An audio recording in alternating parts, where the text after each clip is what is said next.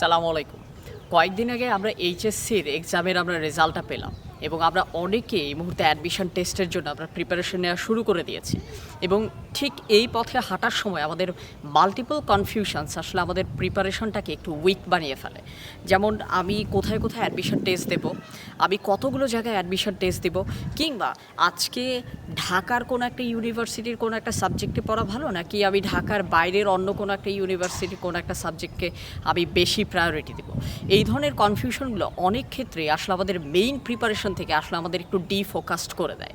আমি আজকের এই ভিডিওতে আপনাদের সাথে আমি চেষ্টা করব 4টা এমন মেজর মিস্টেকস আপনাদের সাথে শেয়ার করতে, যে ভুলগুলো আসলে আমি আমার জীবনেও একটা সময় করেছিলাম এবং আমি চাই না সেই ভুলগুলো আপনি করেন। অর্থাৎ আপনার রেজাল্ট পাবলিশ হওয়ার পর থেকে আপনার অ্যাডমিশন টেস্টের যে ডেটগুলো সেটার আগ পর্যন্ত আপনি সম্ভাব্য কী ভুল করতে পারেন এবং সেই ভুলগুলোকে আপনি কিভাবে মিনিমাইজ করতে পারেন।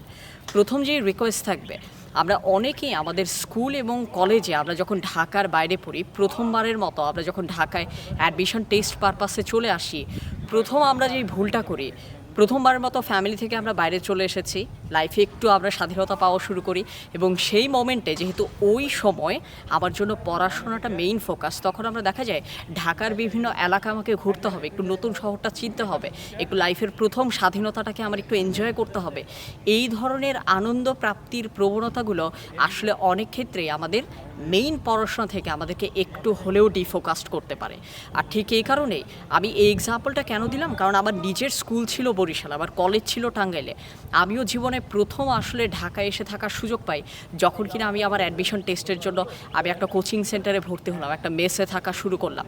আর ঠিক এই কারণেই আপনাদের প্রতি আবার প্রথম রিকোয়েস্ট, প্লিজ আপনি যদি প্রথমবারের মতো ঢাকায় আসেন, এর আগে যদি আপনার খুব একটা ঢাকার ব্যাপারে অভিজ্ঞতা নাও থাকে, অন্তত আপনি আপনার নিজের পড়াশোনাটাকে স্যাক্রিফাইস করে আপনি নতুন শহর দেখা, নতুন একটু স্বাধীনতাটাকে উপভোগ করা, এই প্রবণতা থেকে একটু বের হয়ে আসুন। এটা আপনার জন্য যথেষ্ট পরিমাণ হেল্প করবে। সেকেন্ড ওয়ান, আপনি যখন নতুন একটা শহরে এসেছেন বা আপনি অ্যাডমিশন টেস্টের জন্য আপনি যে কোচিংয়ে ভর্তি হয়েছেন বা আপনার যারা যারা স্টাডি পার্টনার হয়েছে, আপনি দেখবেন সেখানে আপনার জন্য অনেক নতুন নতুন ফ্রেন্ড সার্কেল আপনি পেয়ে যাচ্ছেন। আপনার প্রতি সেকেন্ড রিকোয়েস্ট হবে, আপনি অবশ্যই সেই মুহূর্তে আপনার ফ্রেন্ড সিলেকশনটাকে যতটা ওয়াইজলি করবেন ততটা আপনার জন্য অনেক ভালো। এমন অনেক ফ্রেন্ড রয়েছে যারা আসলে আপনাকে আপনার পড়াশোনার স্পিডটাকে ইনক্রিজ করে দিবে, আবার এমনও বেশ কিছু ফ্রেন্ড রয়েছে যাদের সাথে থেকে আসলে আপনার সময় নষ্ট হবে। তারা হয়তো খুব একটা ভালো রেজাল্টের ব্যাপারে তারা হয়তো খুব একটা আগ্রহী না, তাদের ভেতরে হয়তো সেই ডেডিকেশন বা সিরিয়াসনেস নেই।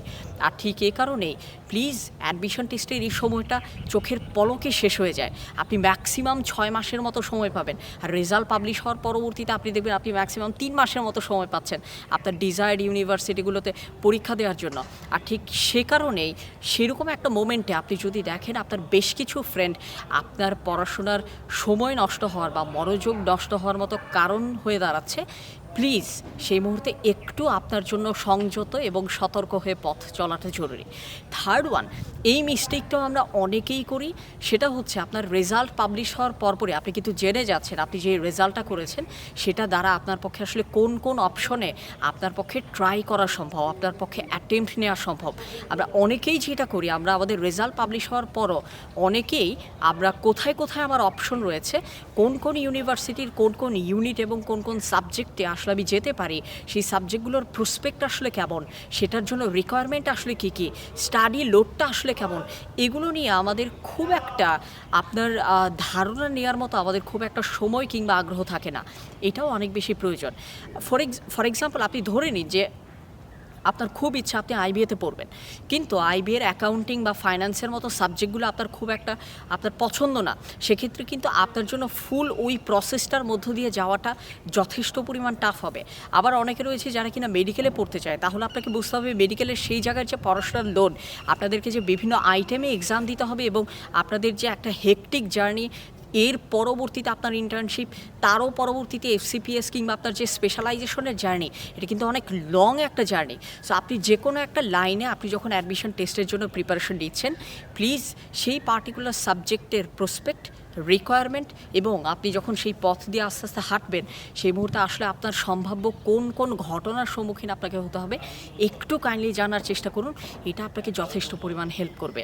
চতুর্থ যেই রিকোয়েস্টটা আমার আপনাদের প্রতি থাকবে, আমরা অনেকেই যেটা ভুল করি, আপনার যদি সামর্থ্য থাকে এবং মোটামুটি আপনার যদি স্টাডি লোড নেওয়ার মতো মেন্টালিটি এবং ক্যাপাসিটি থাকে, তাহলে আমি বলবো আপনি যত বেশি সংখ্যক ইউনিভার্সিটির যত বেশি সংখ্যক ইউনিটে আপনি পারেন আপনি অ্যাডমিশন টেস্ট দিন।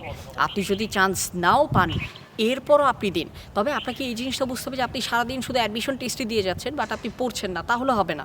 কিন্তু আমি বলবো আপনার সর্বোচ্চ যতগুলো অপরচুনিটিস রয়েছে প্রত্যেকটাতেই আপনি একবার না একবার করে আপনি হিট করার ট্রাই করুন। আপনি একটা না একটা করে অ্যাটেম্প্ট নিন, কারণ আপনি জানেন না দিন শেষে আসলে কোন রাস্তায় আপনি আপনার চূড়ান্ত গন্তব্যের দিকে আস্তে আস্তে আগানোর সুযোগ পাচ্ছেন। আমি এই ভিডিওটা অনেকটা আমি ছোটোই রাখার চেষ্টা করছি। প্লিজ, যেহেতু এখন সময় হাতে খুবই কম, প্লিজ এই 4টা জায়গা থেকে অন্তত নিজেকে একটু সংযত রাখুন। পঞ্চম আরেকটা জিনিস যেটা আসলে এইমাত্র মনে হয়েছে যে আসলে আপনাদেরকে বলা প্রয়োজন, সেটা হচ্ছে ঠিক এই মোমেন্টে গিয়ে আপনি এমন কোনো ধরনের রোম্যান্টিক ইনভলভমেন্টে দয়া করে জড়াবেন না যেটা আসলে আপনাকে ফিউচারে আপনাকে ডিফোকাসড করে দিতে পারে, কিংবা যখন কিনা আপনার স্টাডির চেয়ে কোনো একটা পার্সন, কোনো একটা ইমোশন যখন আপনার কাছে অনেক বেশি গুরুত্বপূর্ণ হয়ে যাবে, সেই মুহূর্তে দেখবেন আপনার জন্য আসলে ওভারঅল যে ফোকাস থেকে আপনি কাজ করে যে রেজাল্ট আনবেন সেই রেজাল্টের প্রবাবিলিটির জায়গাটা আসলে কমে যাবে। পরবর্তী আরও বেশ কয়েকটা ভিডিওতে আমরা চেষ্টা করব, এখন তো আমি কিছু ডোন্টস বললাম, পরের সামনের বেশ কিছু ভিডিওতে আমি চেষ্টা করব আপনাদের সাথে ডুজ অর্থাৎ আমাদের যে বেশ কিছু অ্যাকশন প্ল্যান থাকতে পারে সেই অ্যাকশন প্ল্যানগুলো নিয়ে আপনাদের সাথে ডিসকাস করার। তার আগে এই মুহূর্ত থেকে আপনি লেগে যান এবং আপনাদের প্রত্যেকের সাইট থেকে আমি চেষ্টা করব আগামী 3 থেকে 6 মাস পরে আপনারা যাতে এই ভিডিওরই কমেন্ট বক্সে কিংবা আমার ফেসবুক ইনবক্সে আপনাদের অ্যামেজিং রেজাল্ট এবং প্লেসমেন্টের নিউজগুলো আমাকে দিতে পারেন। কমেন্টে আরও জানিয়ে দিন এই ধরনের আরও কী কী ভিডিও হলে আপনার জন্য ভালো হয়। দেখা হচ্ছে নেক্সট উইকে নতুন কোনো একটা কন্টেন্ট নিয়ে।